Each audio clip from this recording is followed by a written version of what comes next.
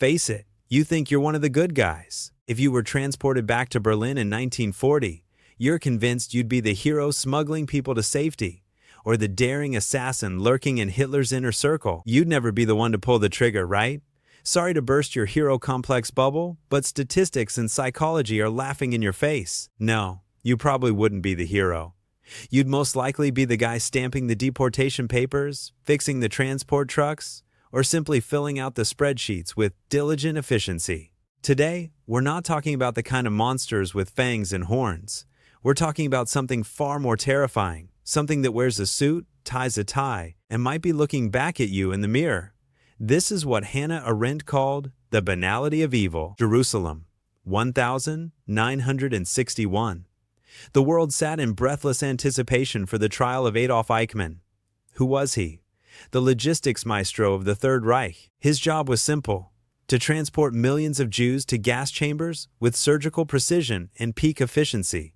The audience expected a spectacle. They expected a bloodthirsty sadist, a red-eyed fanatic screaming hateful rhetoric. Instead, they saw a bore, a mediocre bureaucrat with a slight twitch and an obsession with administrative protocol. The phrase Eichmann repeated most often during the trial was, "I was only following orders."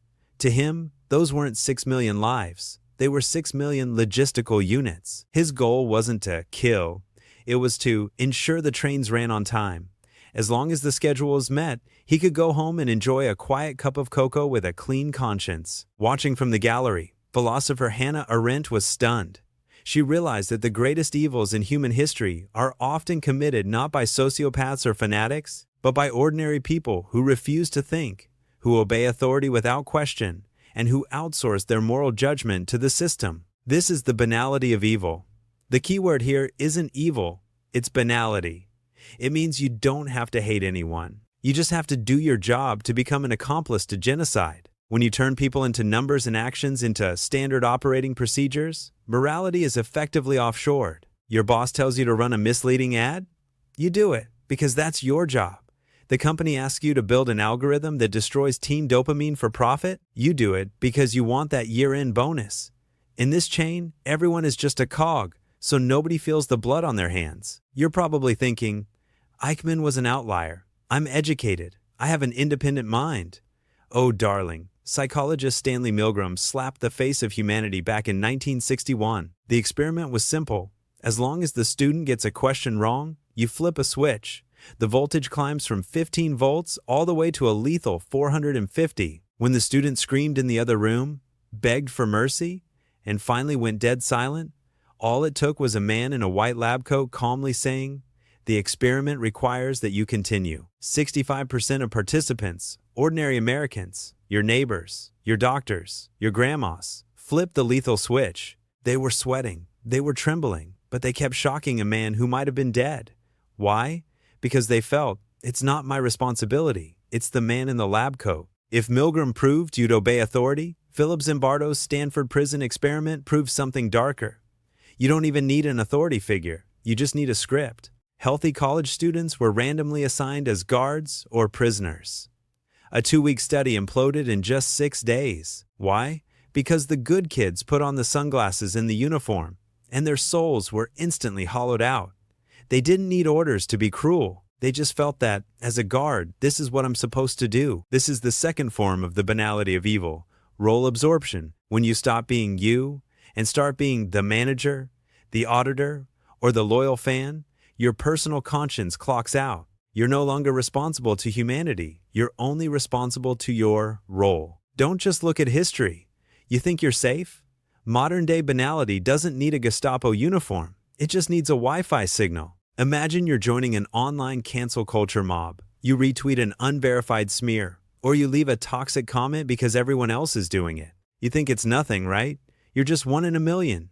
You're just seeking justice or following the trend. But that is the digital banality of evil. You don't need to push someone off a cliff. You just need to give them one tiny, careless nudge while they're walking toward the edge. When tens of thousands of you do it together, everyone feels innocent, but the person is still dead. In the giant machine of modern algorithms, we are all Eichmanns. The programmer writing addictive code, the moderator deleting truth because rules are rules. The user sharing hate for the engagement. We are all following the commands of our era. Keep scrolling, keep consuming, don't think. So, are we doomed to be cogs in this machine of evil? Hannah Arendt gave us a harsh answer, and it's going to make you uncomfortable. She said, "The only true resistance left in this world is to think.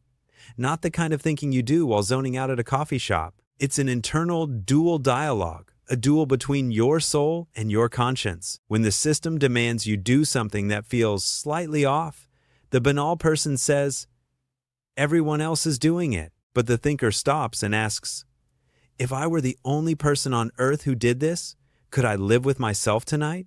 The antidote to the banality of evil is to be a moral orphan.